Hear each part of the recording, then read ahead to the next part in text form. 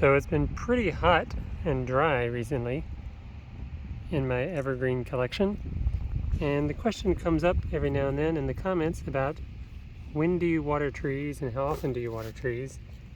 And some people may not even know that you need to water trees, unlike grass here, for example, which can get a small watering from a passing rain shower and its roots don't go very deep. It would be fine with that. A tree's roots go a lot deeper in the ground, and so the watering strategy needs to be different. One thing I'll do is take a look and see what's going on under the ground a lot of times, and you can see if I dig down in this dirt next to my tree, it's pretty dry all the way down, and that tells me I need to do a deep watering, because I don't mind if it's dry at the surface, but I want it to have some moisture underneath. And a lot of times you'll see the soil growing conditions for a tree recommended to be moist, well-drained soil. Well, this is well-drained here because I've got this osmanthus broadleaf evergreen up on a small mound, and that's going to ensure that the roots are not soggy or waterlogged, but at the same time I don't want it to dry out. I mean, it's not a desert tree. It's actually from I believe eastern and southern China. So let's take another look at a good indicator for when to water. Okay, I'm just picking a random spot in the grass here, and I'm just going to dig down and see what's happening under the grass. Because you can see I've got green grass here, and if I just looked here I'd be like, wow, this is really great. No need to water. The grass is still green. But I've got this one bare patch here, and you can see if I dig down pretty far, let's take a look at this. Bone dry in there. No moisture whatsoever, and that means I probably need to water my trees.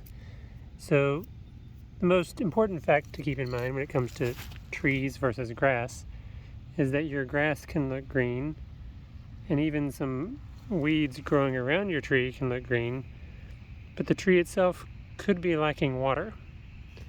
Now let me show you how I water when I water my trees. Okay, here's a Japanese umbrella pine, and when I plant all my trees I have a little mound, and maybe I make a little well around them, but over time that mound settles down and the well goes away, which is good, and the tree ends up being pretty much level with the rest of the ground around it. And what I'm going to do is put a water hose on this, and let me just show you. You want to take the hose, and it's not gushing water, it's just got a light medium flow rate, and I'm just going to put it right next to the base of the tree. If you're worried about erosion of the dirt, you may need to either reduce the flow of water or maybe put a rock there for the water to land on and then spread out in all directions. There's a rock right there.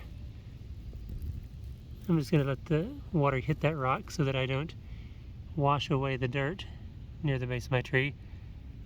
And how long am I going to leave that there? Well, this tree is about, I don't know, 1.5 feet tall. I'm probably going to leave that there for 30 to 45 minutes because I really want this ground to be fully saturated pretty far down, and that's going to encourage the roots to grow deep as well, because if you do a lot of frequent waterings that are not very deep, your tree is going to develop roots to capture that, which will be shallow roots.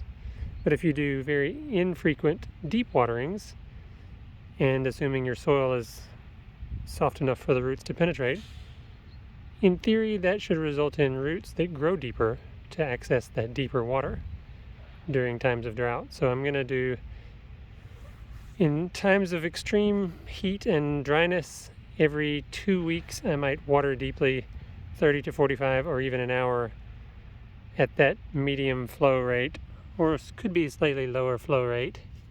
And I just want to show you that rate again. It's not gushing. Here we go. It's not gushing water, but it's coming out of there at a pretty good rate.